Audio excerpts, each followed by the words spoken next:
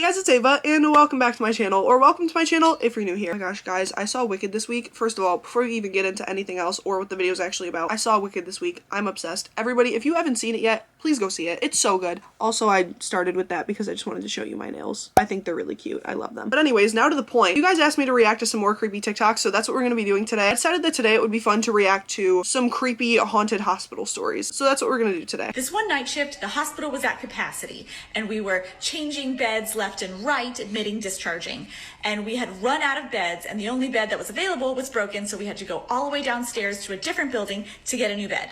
Sounds I stressful. went with another tech, and the room was totally creepy and dark, and there was only one bed left. I would be so scared to work at a hospital just because of the stories like this, and also the other stories that you hear about, like, I don't know, like health stuff. Like, I could never. Doctors and nurses are so strong. I just thankful for them. On our way back, as we're totally creeped out, it's about 3 in the morning, and this long hallway, we're in the middle of the hallway, and the lights flash on and off.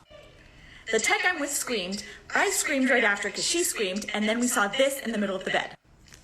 A huge, What is that? giant man's footprint. So creepy. I know it wasn't there when we picked up the bed because we made the bed. I will never forget that night. This photo is actually on my Instagram. Oh no. Especially if it wasn't there before and they're 100% sure that it wasn't there before. Because at first I was a little skeptical. I was like, okay, well that could have just been like the way the sheets are dented. No, that's a footprint. That's a footprint. I work in hospice. Spirits are real. I'm sorry. Ghosts are real. I'm gonna be the first one to tell you. One time I'm in this room on my own and I'm cleaning this body to be bagged. I'm the only one in there, right? I'm by the body. The bathroom call light starts going off, like ringing. And I'm like, so I walk in there, press the little button, turn it off. Walk back out there, starts going off again. I walk back in there, turn it off. I walk back out to the body and the call light that's like next to her is buzzing. That would piss me off. They don't make that noise. I was like, bitch, the fuck? What do you mean they don't make that noise? Time this girl that I work with is holding this patient's hand as they passed. Aww. And then when they like close their eyes, passed, so they're I like, couldn't even imagine that. That's so sad. To be able to do that and like be with that amount of people that pass away, that consistently, like as a nurse or as a doctor, like strongest career ever. I just can't. last breath. She looks up at the light starts flickering. Like immediately after the patient passed, light starts flickering. What? It don't do that. It don't work like that. Something was there. Not hospice, but I had this confused patient once, and he did not remember what he said 3 seconds ago. Like, was not talking about the same stuff all day. He was super confused, right? 3 separate times throughout the day, he looks at me and asks me about the lady with long black hair standing behind me and not smiling. What the fuck do you mean? The lady with long black hair standing behind me and not smiling? What? If somebody ever came up to me and was like, who's that girl behind you? There's no one there. What are you talking about? That's like so scary to me. I can't. Let me tell you about this haunted hospital I worked at where I had to push this body down to the morgue and these spirits was jumping all on top of the body bag and pushing the body cart all up and down the hallway. Whoa. So this is my first hospital job. Hospital before I was only doing like nursing homes and home health care, right? I turn around and I'm training with this woman. You can tell she hated her life. She being rude, everything by myself, even though she was supposed to be training me. And so then, unfortunately, this patient passes away. And she tells me like, you know, you got to toe tag them. You got to do X, Y, and Z. So she's telling me what to do, but she's like not really wanting to help me. She'll just keep leaving out the room. So I'm doing everything by myself, finally toe tag her. And it's time for us to like go ahead and put her in the bag. So she comes in, she helps me put her in the bag. And then she looked at me and she's like, you got to take her down to the morgue by yourself. I said, aren't you supposed to come with me? Like, That's not training somebody. That is trying to make them do your work. no, I had to do it myself the first time. Okay. So I went ahead and I was like, cool, I'll just go by myself then. So fast forward, I pulled the body onto the elevator and I'm already freaked out. I'm in the elevator with a dead body and the first thing that's on my mind is, what if this elevator stopped and I get trapped in this elevator with a dead body? Anyway. No. So fast forward, I'm in the basement and I'm pretty much waiting for security. She told me that security was going to meet me there. Now, mind you, I don't know where I'm going. So I'm going up and down the hall, pushing this body up and down the hall, trying to find this morgue.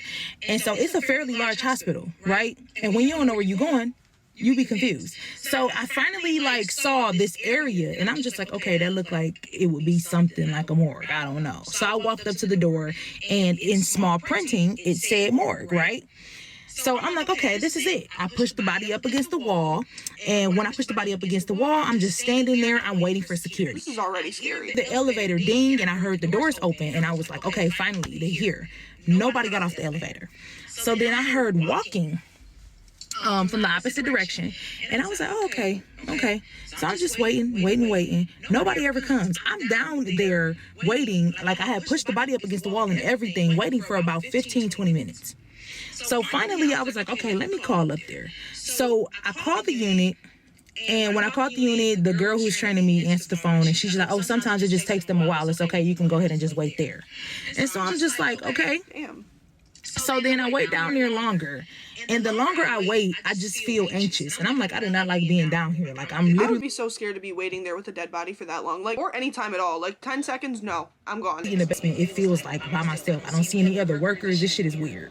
So I hear talking, and I'm like, okay, let me walk to where they are, like whoever's talking, so I can tell them, like, hey, do you mind getting security for me so they can hurry up and get down here? Because I don't want to leave the body, right? So I get to that area where I heard the talking, and there's nobody there. So immediately, I know what that is. And I immediately don't want to be down there. Yeah, no. I already didn't want to come. So I get annoyed because I've been waiting for a long time now. And so finally, I'm like, I'm just going to search spree. I finally like walk down this other hallway. And as I'm walking down the other hallway, I hear commotion coming from where I left the body. And so I turned around. I'm like, maybe the security people came from the opposite. So when I go back around the corner, I noticed that from afar, I can see there's something on the floor. And as I'm walking closer, I can see that it's the belongings bag that belongs to the deceased. I had it on top of the body bag. And so I'm like, okay, it could have just fallen. No. I don't know. No. And so as I'm getting closer, I see that there's somebody behind the cart, like holding onto the handles behind the cart. And I was like, getting scared. So finally, I was just like, okay. So as I get closer, the person that was squatting behind the cart stood up. And it's a spirit pushing the body cart towards me. And then it's a couple more spirits sitting on top of the body bag. Y'all, I never ran to an elevator so fast. I ran to the elevator. And I called... I feel like if I saw a ghost, the last place I would want to trap myself in is an elevator. The unit again, and I told the girl, I said, hey, I'm gonna need you to come down to the, thing with me. The security didn't even show. She said, just come on back up here. So I went back upstairs, And just when I got back up there, she had an attitude. We called security again. This time, they tell me that I had the body pushed all the way over by janitorial. Y'all know I did not. No, I did not. I did not have that body pushed down there by janitorial. So security's like, yeah, I just don't send no more new people down here if they just gonna be leaving bodies just anywhere. Anybody could walk down here. Well, maybe y'all should have been where y'all said y'all was gonna be. Exactly. First of all, the person that trained her, ridiculous. I was gonna say maybe she just didn't want to go down there because she knew how haunted it was, but like, you don't just send the new person who has no idea what's going on and tell her, oh, find it. Also, the fact that the cart pushed itself from where she put it all the way to the janitorial section, no. I have a ghost story to tell you. I'm in a new hospital and I was walking. This has nothing to do with the topic. However, her camera quality is so good, I thought it was AI. The creepiest story that I had. Sorry about that anyways. It's loud, but I can't turn it off. It's low-key pissing me off. Hospital that the unit that I worked on had never been anything but a cardiovascular ICU, or cardiothoracic. It was hearts and lungs, and heart transplants, total artificial heart, lung transplants, anything cardiac related. So on this floor, there was a patient that we had one time. There was a particular room that kind of gave you the heebie-jeebies when you walk past it. And we had a patient in that room that he was not a nice human. He was somebody that I had actually known like outside of the hospital, so I never took care of him because it was a conflict of interest. But one night he was confused, so he was just saying kind of mean, hateful things. But one of the things that he kept saying is he kept using a racial slur, the N-word, and he kept saying, "Get that little racial slur out of here! Get him out of here! I don't want that little racial slur in my room." So that's never okay. This man, I didn't like him outside of, the hospital and as a patient, and he was confused. And I can tell she's trying to stay professional, but her beef is just coming through we see you. It was not good. But anyway, he ended up leaving that room, got better, left. And then when you're in the hospital, you can get confused, and it's very normal for you to hallucinate. You have medications on board, like, you know, that's just kind of a normal thing. It just kind of, sometimes your true colors show up whenever you are on medications. You know, I've had women punch me that, you know, their family members say, like, oh, they're so sweet and kind, but then they get on, you know, medications, and then they are, you know, hitting and kicking, and anyway, that's why medications scare me. As medications, and, you know, your even your sodium gets off, you know, there's all sorts of things that can influence you. So we didn't think much of it. I think it was like 2 days later, not just a couple days later, we had the sweetest little old lady in that room, and I did take care of her. She was adorable. I swear she was, I can't remember, she was in her late 80s. She was not confused, and she kept telling me, she was like, can you get my purse for me? Give me my purse. I really need my purse. It's over there. And I was like, what do you need your purse for? And a lot of times we don't give patients their belongings, because there might be extra pills in there, and we got to know what they're taking. So I said, well, let me help you go through your purse, and, you know, what is it that you want out of there? She says, I have some candy in there. I really want to get some candy for that little boy. He keeps coming here and playing, and I have some candy that I'd like to give him. The unit had never been a pediatric unit. There was never children. That's actually insane. And the fact that the mean guy saw him and now the sweet old woman saw him, at least she was nice to him. That first one made me so sad. When I worked in a nursing home, I always used to ask the hospice nurses, what's the creepiest thing or way that you've seen somebody die? Or what was like the creepiest last words? And I will never forget one nurse who told me she had this patient who was on hospice but didn't have any family to come visit him, and they would call the family and they'd be like, I'm not interested. It's making me sad, guys. I was expecting to get scared. I'm more sad than scared. Clearly this was not a loved man. Maybe self-inflicted, who knows.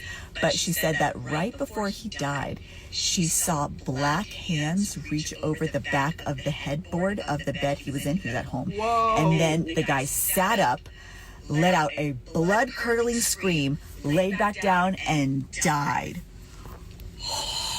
The stories that hospice nurses have. No. That's where we're gonna end it. Nope, I'm done.